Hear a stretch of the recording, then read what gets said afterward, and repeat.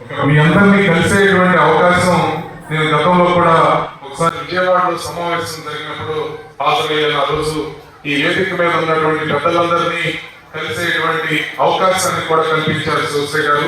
మరి ఒకసారి వాళ్ళందరినీ కలుసుకుని వారి యొక్క ఆత్మీయ స్పర్శని ఆత్మీయ పలకరింపుని అందుకునేటువంటి అవకాశాన్ని ఇచ్చిన ఈ శుభ సందర్భంలో ఈ రోజు ప్రత్యేకించి పోతులూరి వీర బ్రహ్మేంద్ర స్వామి గారి యొక్క వారసులుగా ఇక్కడికి వచ్చినటువంటి ఈ స్వామీజీ ఇద్దరు, ఒకరు ఆ మఠానికి, ఇంకొక ఈశ్వరబాయి మఠానికి ప్రత్యేకించి పోతులూరి వీర బ్రహ్మేంద్ర స్వామి గారి యొక్క వారసులుగా ఉన్నటువంటి వారి యొక్క సమక్షంలో మీ ముందు మాట్లాడేటువంటి మధురమైన క్షణాలు నాకు ఎంతో ఆనందదాయకం అని చెప్పి తెలియజేస్తా ఉన్నాను. నాకు తెలవకుండానే, సంబంధం లేకుండానే చిన్నతనం నుంచి నేను పురతానికి ముందు నుంచే మీతో అవినాభావ సంబంధం ఉంది. ఏ విధంగా అంటే మా తాతగారు మరి పోతులూరి వీర బ్రహ్మేంద్ర స్వామి గారి యొక్క ఆయన యొక్క ఆరాధనలో ఉండేవారు. ఆ విధంగానే మా నాన్నగారి యొక్క పేరు బ్రహ్మయ్యగా ఆయన పెట్టుకోవడం జరిగింది.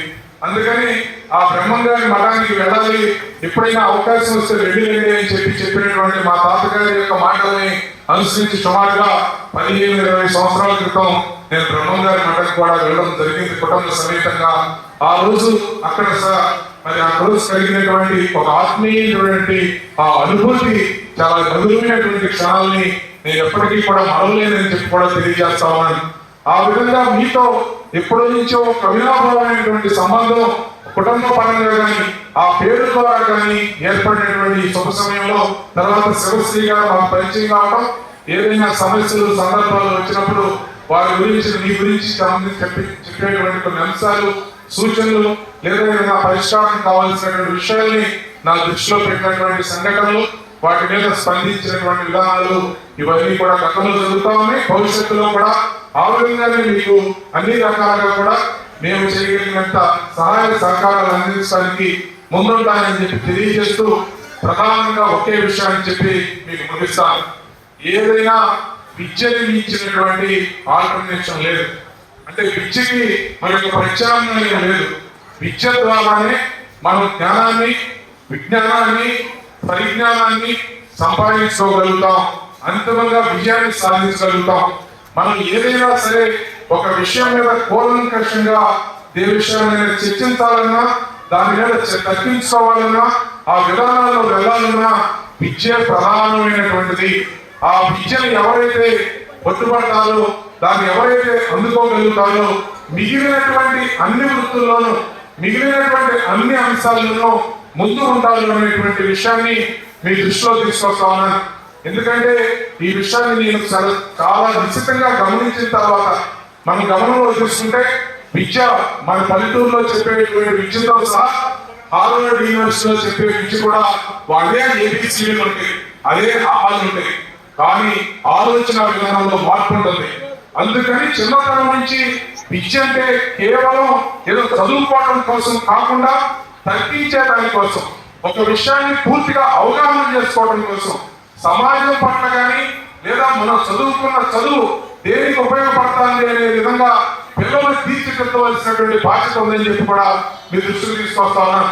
30 సంవత్సరాల క్రితం నేను ఒక కాలేజీ లెక్చరర్ గా, ప్రిన్సిపాల్ గా పనిచేస్తున్నాను. దాని తర్వాత సరే కాలానుగుణంగా వచ్చిన మార్పుల్లో న్యాయవాదిగా ఉన్నప్పటికీ కూడా ఎప్పుడైనా నేను సందర్భం వచ్చినప్పుడు చెప్పేటువంటి ఒకే ఒక్క మాట ఏంటంటే, వ్యవసాయానికి ప్రత్యామ్నాయం వచ్చింది. వ్యవసాయానికి ప్రత్యామ్నాయం అంటే వ్యవసాయం ఇష్టం లేని వాళ్ళు, వ్యవసాయం గిట్టుబాటు కాని వాళ్ళు వ్యాపారాల్లోకి వెళ్ళే సందర్భం ఉంది.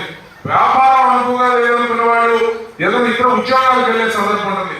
కానీ విద్య ద్వారా మాత్రమే విజయాన్ని అందుకోవటం అనేది మాత్రం సాధ్యం అవుతుంది అని చెప్పి మీ దృష్టికి తీసుకొస్తూ, మనం ఎక్కడైతే విద్యని ప్రోత్సహిస్తామో, ఎక్కడైతే ఈ విధంగా 10 మంది విద్యార్థులు కలిగినటువంటి వాళ్ళు, సమాజం పట్ల అవగాహన కలిగినటువంటి వాళ్ళు 10 మంది ఒక చాటుకు వచ్చి వాళ్ళకి సంబంధించినటువంటి బంధువులు కావచ్చు, మిత్రులు కావచ్చు, లేదా వారి కులానికి సంబంధించినటువంటి వాళ్ళు కావచ్చు, వాళ్ళకి మార్గదర్శకులుగా ఉండటం అనేది చాలా అద్భుతమైనటువంటి విషయం.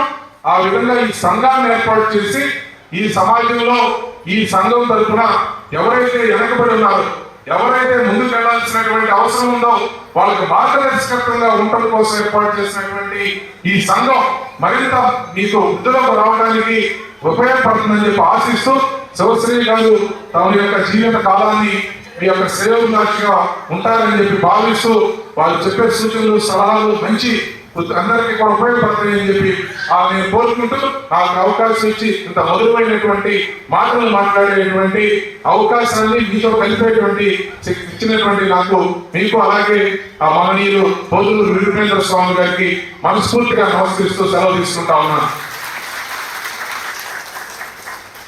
Thank you sir.